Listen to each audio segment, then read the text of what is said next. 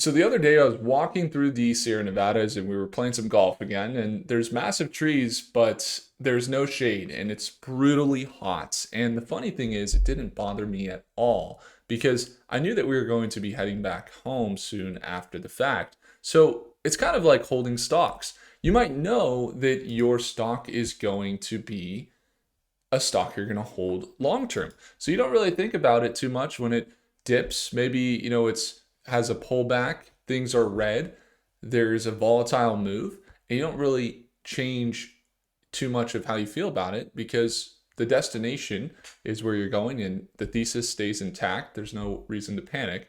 Today, we're diving into Micron's earnings, why they could move. Not only semiconductor stocks are already moving them after hours, but the broader AI infrastructure market. And we'll also cover how we've been getting paid while we're waiting for exits on shorter term positions on AMD and Redwire. What most investors are overlooking with, yes, semiconductors are the market for Micron. We're going to see them lift AMD, and they're lifting Taiwan Semi after hours, and even Nvidia here as they had crushed earnings.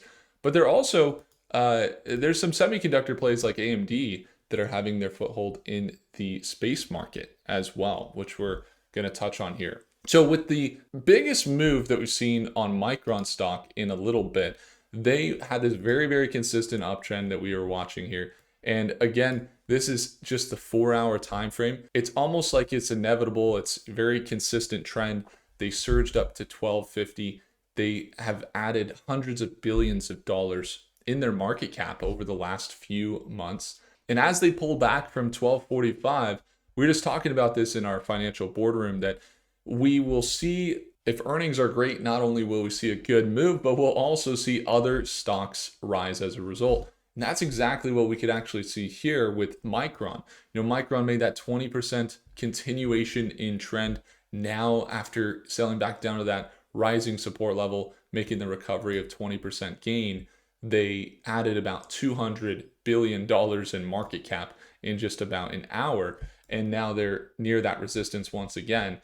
In the process, there's other semiconductor companies in the market that haven't yet seen that full recovery, but that are in similar patterns. You could look at, for example, AMD. They haven't fully recovered. Maybe they got a little bit of movement here, that 5 to 10% continuation in a similar pattern up to highs of 13%. But the Micron earnings, whether it's Taiwan Semiconductor or even, Super Microcomputer as they've sold down, the Micron earnings might drive things a lot more than we could anticipate. You see, this was a revenue exceed where not only has their revenue come in at 41.46 billion, but the stock price, it's been up 700% this year. The gross margins are where things go crazy. They've jumped in gross margin to 84.9% from 39% last year. So not only did they get their revenue to increase, but they also signed 16 agreements in this last quarter, securing $22 billion. They surpassed analyst expectations, and it seems like every time Wall Street is saying that they are anticipating, more revenue, then the earnings that come out are surprising because the AI demand is so great that the revenues continue to ramp consistently. And so with that, I think the biggest opportunities now in the short term here might not just be on Micron, but I think where they're more going to be suited for what we're going to be watching, it's going to be in those shorter term plays where other companies will follow suit. AMD, what were we talking about with their space tech? Well, just like how Micron, they're not only, yes, they're in the chip market, but they might see government contracts, they might see other markets that they see funding from. And the same thing is true with the space tech market. You could look at Redwire, as Redwire has been really jumping up in the last few months, and then this last 2-3 weeks they were selling down.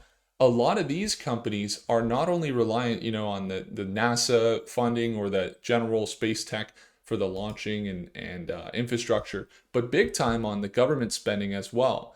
And so with the war, for example, maybe fizzling out a little bit, not only was the anticipation of the SpaceX IPO being the main driver of a lot of the growth in these space tech companies, but then you get to see them sell down, sell down, sell down, very consistent downtrend we were just talking about the other day. We could see a breakout here where they start to push up out of this resistance level, and we get to see that move of about 25-30% potential on Redwire or any of the space stocks that have been consistently selling down. But the reality is that there's no indication yet. They're continually getting rejected. The government spending, though, that we saw get introduced with this golden dome over the last year, that is where these companies are very solid into the next 2027, 2028 timeframes for what they're going to see as far as revenues.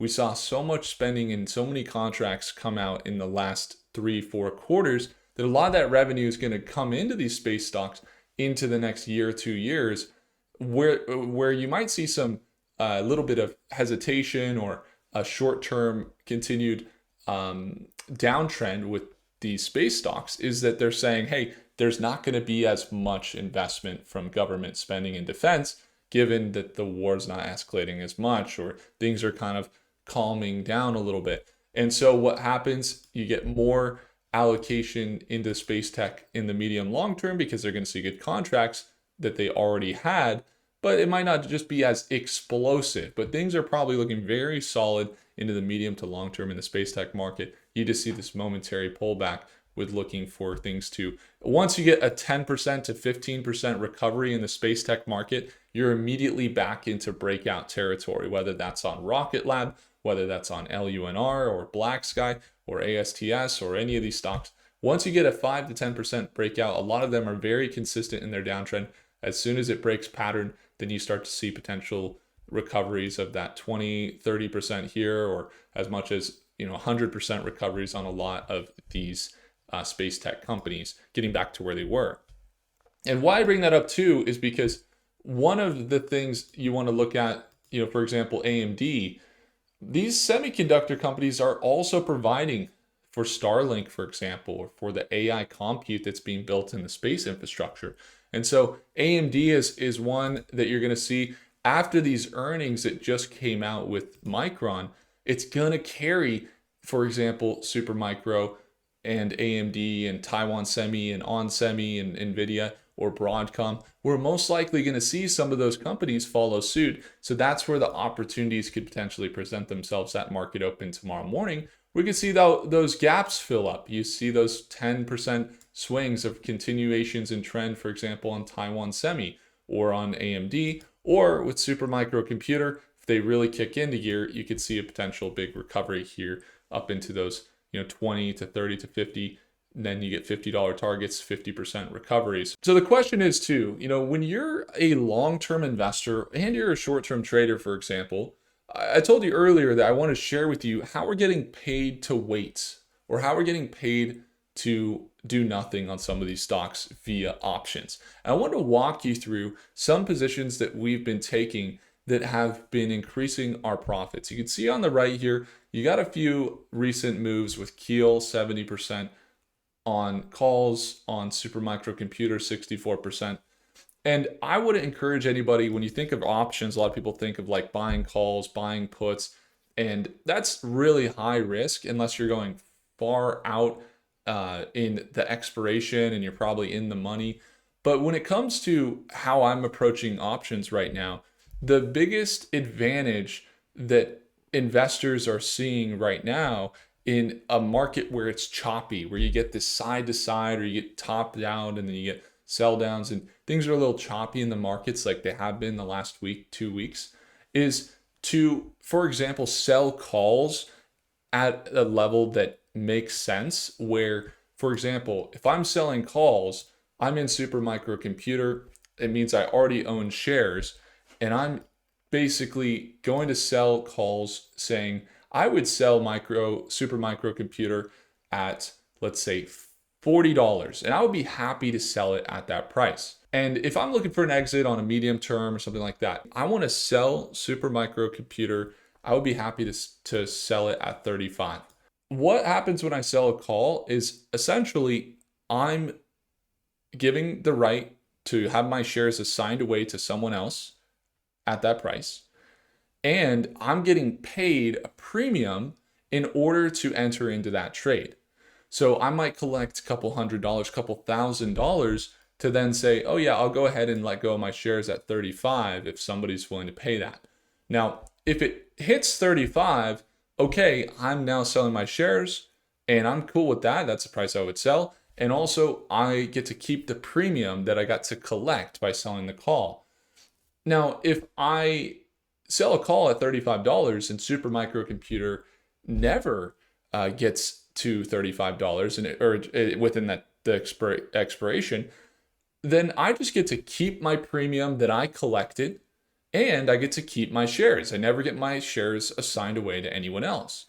So when things are kind of sideways, especially if you're already in it, you got a couple hundred, a couple thousand shares in any of these positions, the selling of calls basically gives you a chance where you're like, hey, I would sell at this price that's above where it's at.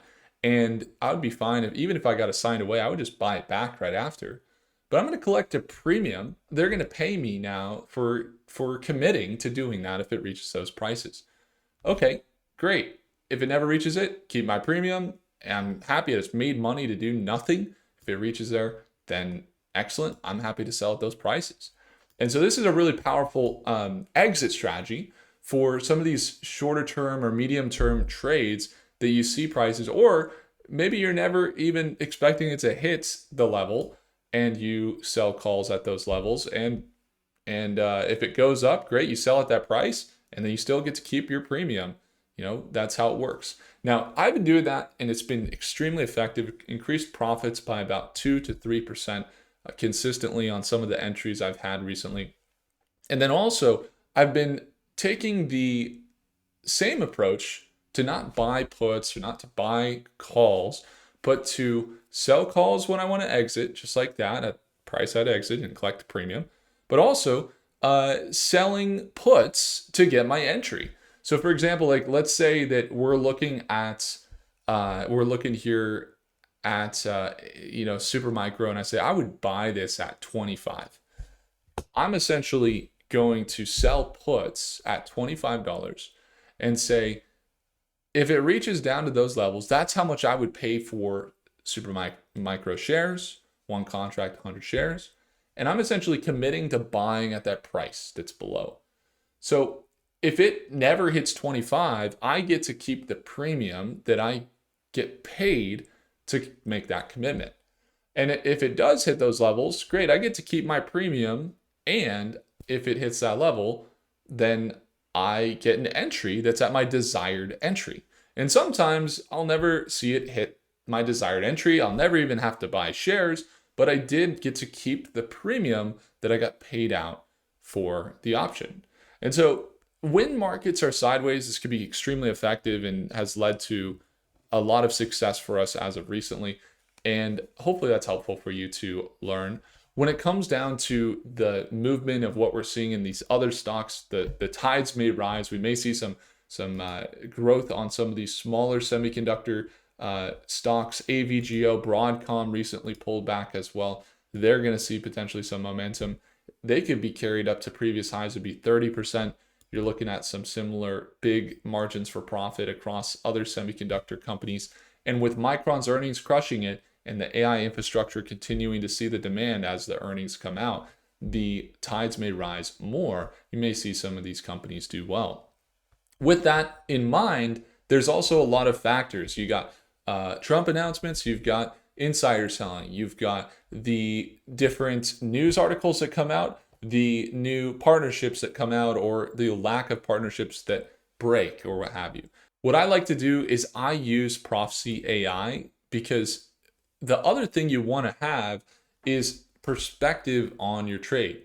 What Prophecy AI does is all the best AI models in the world get to consider the best financial data in the world to give me a projection on timeframes that I am looking to trade in. So it's all future based. I can go into the next 4 hours on Micron, or I can go into the next 1 month or the next 3 months, and I can see the projections. And so I can get a consensus of what all the models are saying. On average, our models in general are over 50% accurate. Some of our models, for example, like Claude, when paired with our data, is over 60% accurate in 1 hour, 4 hour, and 1 day timeframes.